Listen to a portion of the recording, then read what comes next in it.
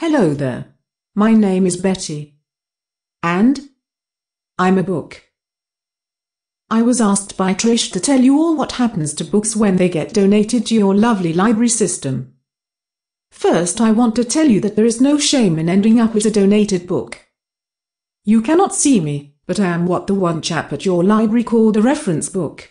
I rather like that name. Betty the Reference Book. I am here to tell you about all of the possibilities of a library donation. Trish decided that I wasn't a good fit for one of the little free libraries that you have at some of your parks. There is nothing little about me, and I should never be free. But that would be a good place for those James Patterson books. Then Trish mentioned that I probably wouldn't be a good fit at the airport. Disappointing to say the least, since I rather enjoy traveling. Before I was donated, I went on a few trips to conferences where I was consulted for notes and presentations. I told you I am no ordinary book. She mentioned that the inmates at the jail prefer paperbacks rather than 1,000-page hardback books. Is it my fault that I have a lot to say? She also mentioned a port of some sort, but said that they would rather take National Geographic magazines. She said that she would check with the book brokers to see how much they would be able to get for me by selling me online. That sounds a bit promising. I imagine that I will fetch a good price in the hundreds. But she said before she passed me along to the book brokers she would like to try me at a book sale or two. So that's what she did. She put me out in March and no one bought me. They pored over me, flipped through my pages, made some comments, but put me back over and over again. Kind of wears on your self-esteem after a while. But I'm okay. Really.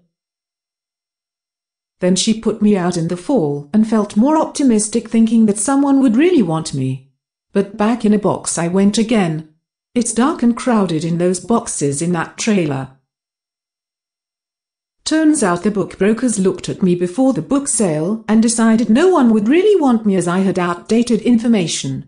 Books written in 1973 have just as much value as a book written in the new millennium.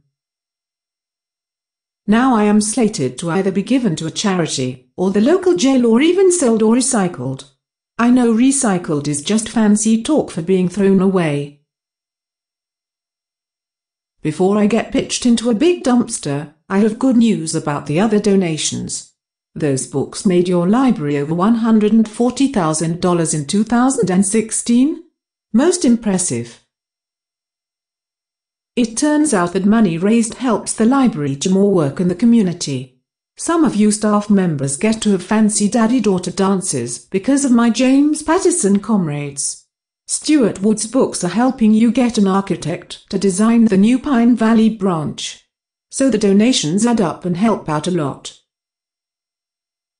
Make sure you tell your patrons when you're at your lovely desks that there will be another book sale in March.